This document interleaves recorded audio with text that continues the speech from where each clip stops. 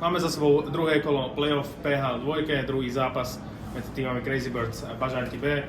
Crazy Birds boli dnes úspešnejší, tak dáme priestor ich brankárovi Maťovi Bednárovi, ktorý vychytal víťazstvo výsledkom 3-1. Maťo, ako si videl tento zápas? A tak, dobre to bol zápas, ťažký to bol zápas, ťažko sa do toho išlo, ale zvládli sme to. Snažil som sa všetko tam chytať chalanom a išlo to.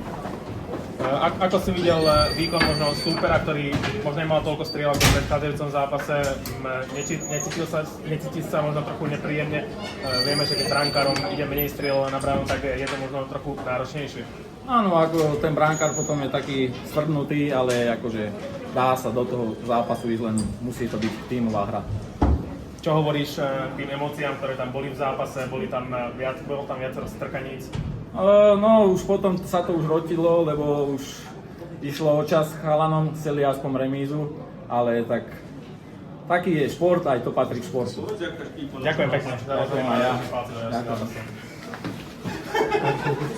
Tak máme tu ešte kapitána Bažantov, Štefana Labaša, samozrejme aj zakladateľa tejto ligy. Tak Števo, poprosím ťa o zhodnotenie vášho zápasu, ktorým súper teda vyrovnal v sérii na 1-1. Tak bohužiaľ dneska nám to nevyšlo. Hrali sme bez našich kľúčových hráčov, ktorí sa dneska nemohli zúčastniť zápasu.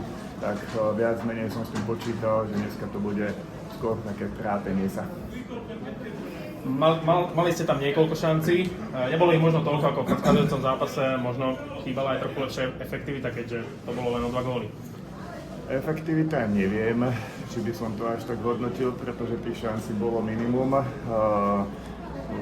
Tam tie prihrávky boli väčšinou, buď prichádzali veľmi neskoro, alebo príliš naslepo. A to si potom veľmi ťažko z toho minima vyťaží maximum. Čo hovoríš ty ešte na ten záver, alebo tretiu tretinu, kde tam už trochu vypenili tie emócie? Tak bohužiaľ je to hokej, takéto veci asi k tomu patria, ale ja by som ako organizátor bol rád, keby chalani udržali svoje nervy tam, kde sa patrí a potom neprenášali do našej ligy, pretože budeme v týchto veciach prísni. Máme v pravidlách, že za takéto priestupky sa platí finančná pokuta, zatiaľ sme túto vec nežiadali, ale v budúcej sezóne to určite budeme viacej v tom dôslední, pretože naozaj takéto správanie nepatrí na úroveň takéhoto amatérskeho hokeja, ako je táto liga, takže budem rád, keď dotyční chlapci si trošku vstúpia do svedomia a uvedomia si, že my sa sem chodíme zabávať a nie sa tu voľno ničiť. Ďakujem pekne za rozhovor a držím palce v ďalšom zápase aj s posilami. Ďakujem, majte sa.